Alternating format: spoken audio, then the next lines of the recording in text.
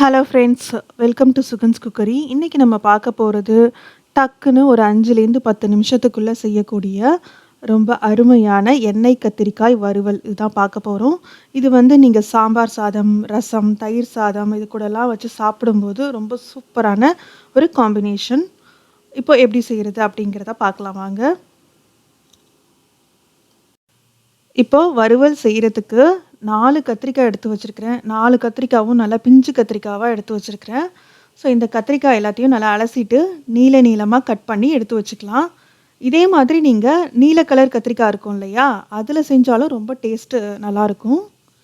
இப்போது ஒரு கடாயில் 3 டேபிள் ஸ்பூன் எண்ணெய் ஊற்றிட்டு, எண்ணெய் நல்லா காஞ்சதுக்கப்புறம் அதில் 1/4 டீஸ்பூன் பெருஞ்சீரகத்தூள் அல்லது சோம்புத்தூள் சொல்லுவோம் இல்லையா, அதை சேர்த்து நல்லா வதக்கிக்கோங்க.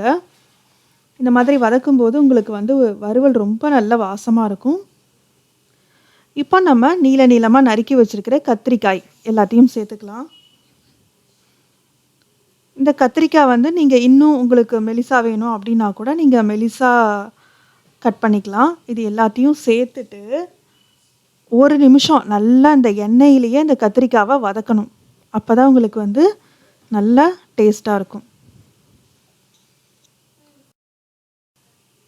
1 நிமிஷம் நல்லா இந்த கத்திரிக்காவை வதக்குனதுக்கப்புறம் அதோட கலர் மாறுது இல்லையா, இந்த டைமில் நம்ம மசாலா எல்லாம் சேர்த்துக்கலாம். இதில் 1 டேபிள் ஸ்பூன் மல்லித்தூள், 1 டேபிள் ஸ்பூன் மிளகாய்த்தூள், உங்களோட காரத்துக்கு ஏற்றாப்புல நீங்கள் அட்ஜஸ்ட் பண்ணிக்கலாம். அது கூட 1/4 டேபிள் ஸ்பூன் கறி மசாலா தூள். இந்த கறி மசாலா தூள் ஆப்ஷனல் தான், உங்களுக்கு வேணும்னா சேர்த்துக்கலாம், இல்லாட்டி நீங்கள் விட்டுறலாம். இது எல்லாத்தையும் சேர்த்துட்டு இந்த மசாலா கத்திரிக்காய் எல்லாம் சேர்த்து ஒரு 2 நிமிஷம் நல்லா வதக்கிக்கோங்க.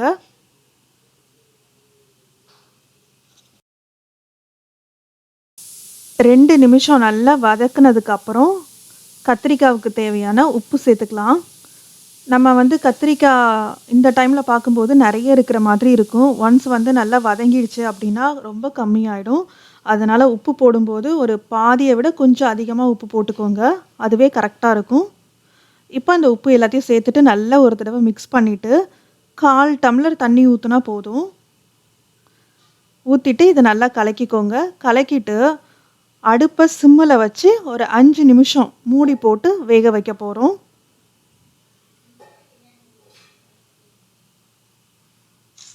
அவ்வளோதான், 5 நிமிஷம் நல்லா வேகட்டும். இப்போது 5 நிமிஷம் ஆனதுக்கப்புறம் பாருங்கள், இதில் இருக்கிற தண்ணி எல்லாம் ஓரளவுக்கு நல்லா வத்திடுச்சு. கத்திரிக்காயும் வெந்து சாஃப்டாயிட்டு நமக்கு அடியும் பிடிக்கல. ஆனாலும் பார்த்தீங்கன்னா கொஞ்சம் இந்த ஈரத்தன்மை இருக்குது. இன்னும் ஒரு 2 நிமிஷம் நல்லா சிம்மில் வச்சு நல்லா பிரட்டிக்கிட்டே இருந்தீங்கன்னா நல்லா ட்ரை ஆகிடும்.